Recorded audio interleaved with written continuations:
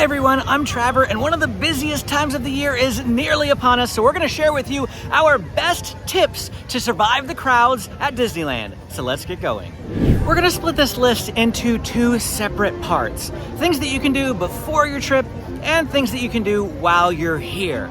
We're going to start off with before, of course, and the first thing is just going to be to set the proper mindset, and that is to expect the worst. Now, generally, I like to be positive, bright, cheery, happy, optimist, if you will. But whenever you're talking about crowds at Disneyland, it really is best to be a pessimist. What do I mean? Well, if you expect that the crowd is going to be slam-packed busy, then you get here, and it's not so bad, then you'll actually have a better time. Whereas the converse is also true. That if you expect to have the most awesome time walking on every single ride, and then you find out that every single ride is 45 minutes plus, you're gonna be bummed, you're gonna be frustrated, you're gonna be disappointed. So just set the proper expectation, expect the worst, be pleasantly surprised when it's not that bad. For our next tip, try to avoid bringing a stroller if you can. Now, there are plenty of parking spaces around Disneyland, but even so, as you can tell, this one is pretty full, and sometimes it can be hard to find a place to park your stroller, especially during the busy times of the day. Now, it's only 9:30.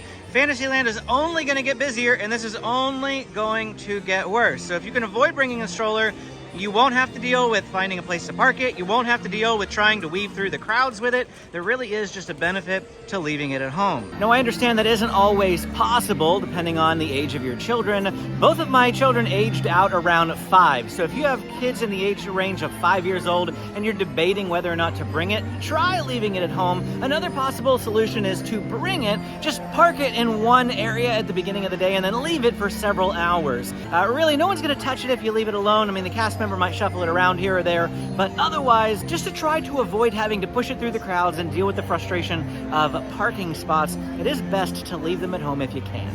Tip number 3 is to start walking at home. I mean, this is solid advice for any Disney trip because you're going to be doing a lot of walking. Break in your shoes, build up endurance, get used to being on your feet. But this helps specifically with crowds for 2 reasons. And the first of those is going to be that when lines are longer at Disneyland, you're going to be doing a lot more standing. And when you're standing, that's when your feet begin to hurt the most. So get used to being on your feet. Increase the duration of your walks or the times that you're standing to get used to the conditions that you'll experience here at Disneyland. Now, along these same lines, we have tip number 4, and that is to bring ibuprofen with you.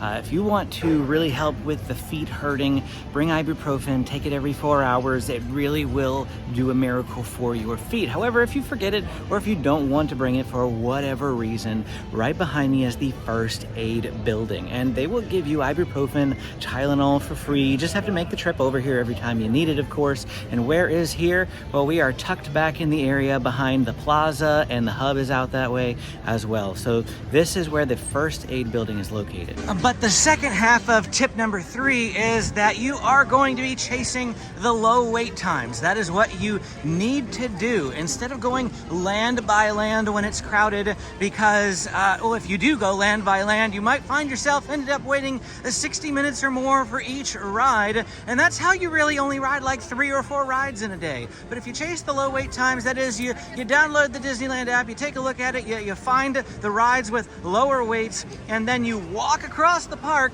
to go to that attraction, even if it means you've got a 5 to 10 minute walk to get there. That's the best way to get a lot of rides done when it's super crowded. But of course, that means that you're going to be doing a lot of walking. So again, I urge you to start walking at home to build up that endurance. Which actually brings us to tip number 6, and that is to download the Disneyland app before you come. One of the best ways to not waste time in the park is to familiarize yourself with that app before you get here, because it's going to have your wait times, it's going to have your mobile orders, it's going to have your Genie Plus if you buy Genie Plus, it's going to have all of that stuff on the app. So download it at home, thumb through it, figure it out, get used to navigating it. You can also use it to check the wait times, like for about a week before your trip. Check the wait times every day, check various points of the day, see what time that ride you really want to ride, if it's Star Wars or if it's Space Mountain, if it's Matterhorn, if it's Mickey and Minnie's, I don't know what it is. Take a look at those couple of rides you're most interested in, See what their wait times are in the morning, in the afternoon, in the evening. Figure out when the best time to go to those rides are, and figure out also what the ideal general wait is. What do you see the average is? And then you'll know if you see it lower, it's the best time to go ride that attraction. Additionally, you can also test drive mobile ordering at home. You can get all the way up to the payment screen and back out, and they won't charge you. Nothing will happen. Even if you actually push through the payment on accident, which I don't know how you would, because you gotta put your credit card in and stuff like that. But even if you happen to, you can always cancel. Disney doesn't charge you until you actually pick up the food. So long as you cancel the order after you make it, there's no charge, and you can take a look at the menus that way. There's pictures on the menus. It's really, really great, and you'll be able to figure out how to do mobile ordering ahead of time. If you are enjoying this video and finding it helpful, please hit the like and subscribe button. And if you have any questions about these tips or really anything else about Disneyland, go ahead and drop them in the comments below. I'm always happy to answer them. And that brings us to tip number 7, which is to make a priority list. Planning before you get here is the best way to save time and not waste time fumbling around when you get here. So know what rides you want to ride, where they're located, know what your family wants to ride, having a top ride that each and every one of you want to do that you can't miss, and then, some lower tier rides along the way. That way you can organize it to make sure that everybody in your party gets to ride the attraction that they are most looking forward to. You should also figure out where you want to eat, even what you want to eat. Now, you might change your mind in the moment. Of course, I get that. When you're here, you might feel like something different than when you're planning, and that's fine, but it'll also help you figure out what you don't want to eat, what restaurants you know that you don't want to eat at if you take a look at those. And so you can plan your day around that, to not be in that area with the food that you don't want to be at lunchtime, or to plan to be in the areas with those meals that you are interested in. Making a priority list is the best way to save time on crowded, busy days. If you are still in the planning phase or can easily adjust your schedule, one of the best pieces of advice that I can give you is to come during the middle of the week. Now, this is the arrangement of days from least busiest to most. Tuesday, Wednesday, and Thursday are definitely the least busiest. They're the middle of the week, so that's when you should be trying to spend most of your park time. And then you have Monday, which is probably the least busiest of one of the 4 weekend style days. And then you have Sunday, and then Friday, with Saturday being the busiest. Now, Saturdays and Sundays, a lot of locals are going to be able to come into the park, so it's going to be a bit more crowded. But for some strange reason, I do find Fridays to be busier than Sundays more often than not. And of course, Friday and Monday, they're kind of like the tack-on day if you're going to do a 3-day weekend, but Friday is the more popular of the two. People would rather take off on a Friday, start their 3-day weekend that day, and so I do find Friday to be worse than Mondays as far as those weekdays are concerned. And for the last of our preparation style tips, I would like you to pack your patience. Now, I know it's easier said than done, but nothing sours a fun trip like a grumpy person. And if you are in a bad mood, your family's going to be in a bad mood, the people around you are going to be in a bad mood, the cast members are going to be in a bad mood, everyone is going to be in a bad mood because bad attitudes are contagious. And so do your very best to soak in every moment and enjoy the atmosphere and enjoy the time together as a family. If you're coming solo, bring a book or something to read in line. Talk to other guests in the line. Find out what they've enjoyed doing. You might find some new great ideas to do on your trip, something you never thought to do because someone else told you they had a great time doing it. There are so many different ways that you can cope with the crowds, the busyness, so that you're not in a bad mood. So just bring your patience, have a great time, and enjoy Disneyland. Fantasyland is one of the busiest lands at Disneyland, so I highly recommend that you consider rope dropping this area. That means coming here first thing in the morning. Otherwise, you are going to be dealing with a lot of congestion, a lot of long lines for everything that they have to do here. So come early. Within the first 2 hours, I recommend. There is no Genie Plus in Fantasyland with the exception of Matterhorn, and it's a small world, which means you do have to stand by each and every one of these attractions. Peter Pan's flight, the one behind me, is definitely the busiest of all the rides here at Fantasyland. If you are going to rope drop at that attraction, I recommend that you do it on a day that DCA has early entry, not Disneyland, because Disney hotel guests will already be in the park and Peter Pan will already be a 20-minute wait before the park even opens. What are those days? Disneyland has early entry on Tuesday, Thursday, and Saturday, so avoid those days at Disneyland if your intent is to rope drop Peter Pan. Speaking of Genie Plus, you absolutely should purchase it, especially when it's a crowded time like spring break or Christmas or summer or really any other time where there are a lot of crowds. Now, Genie Plus may be optional other times of the year, but definitely when it's crowded, I think it is essential. It's not that expensive. It starts out at $30 a day. I think like the max is $35 a day, depending on how busy it is. Again, absolutely crucial and essential for you to buy Genie Plus on the busiest days at Disneyland. If you don't know how to use Genie Plus, I will put a ton of Genie Plus resources down in the description of this video. You can check that out when you finish watching this one. Our next tip is to shop early. Now, based on the popularity of my Disneyland merchandise videos, I know a lot of you like to do some shopping.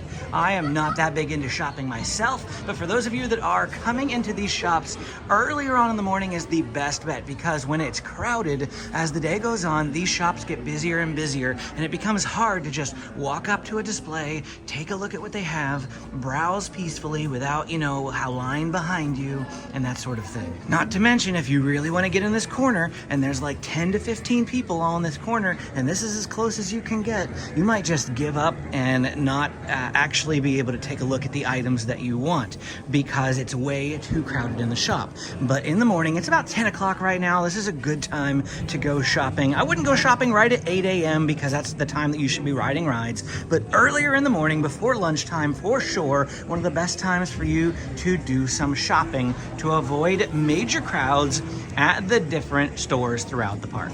Tip number 13, you should take an afternoon break, especially when it is crowded at Disneyland.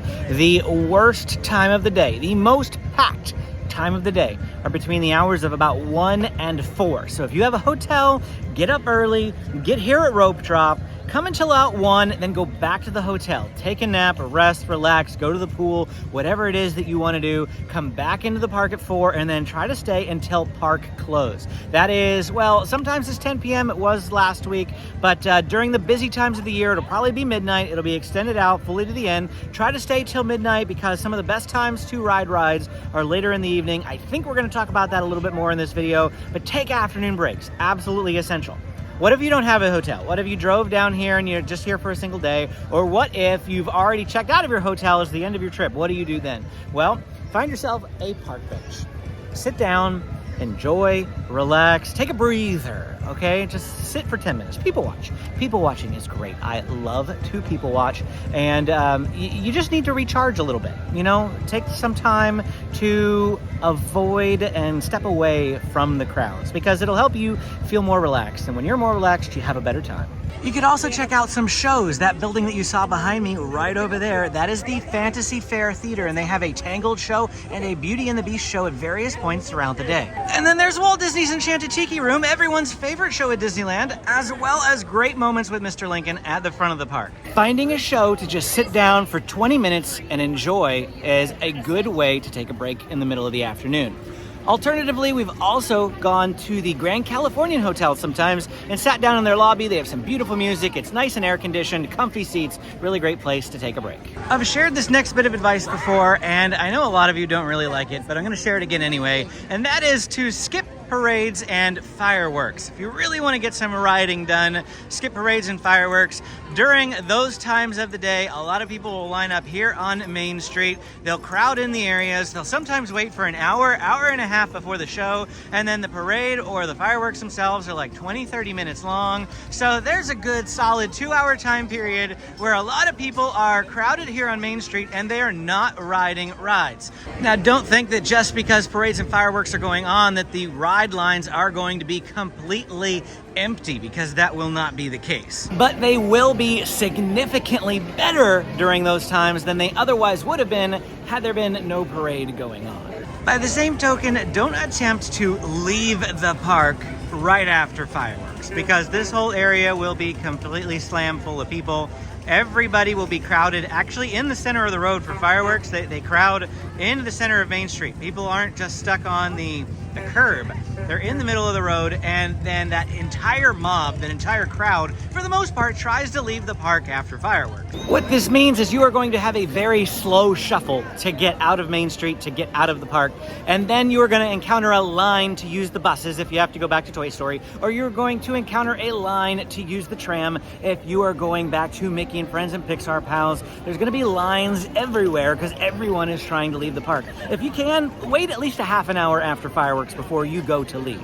After fireworks is also the best time to ride rides at Fantasyland. Yes, even over rope drop. Why? Well, because most of the people who are in Fantasyland are going to be families with littler kids. And by 9:30, they're ready for bed. I mean, the last time we stayed for fireworks, Benjamin was passed out. I had to carry him the whole way back to the hotel at 9 o'clock at night. So from 10 p.m. to 12 p.m., because Fantasyland is actually closed during fireworks. I don't know if you knew that. They close from 8 p.m. to 10 p.m. during fireworks. Then they reopen at 10 p.m. and from 10 p.m. to midnight, Fantasyland and Toontown, some of the best times of the day to ride rides in those parts of the park. Next, I recommend that you eat lunch and dinner at off-peak times of the day.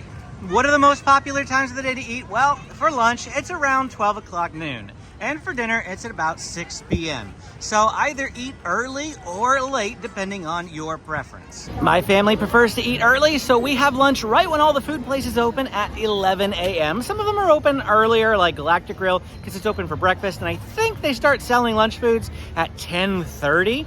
But most of the places open at around 11 a.m. Early for dinner, you probably want to eat at about 4:30. Yeah, again, I know that's kind of early, but it's what you want to do to avoid the busiest times.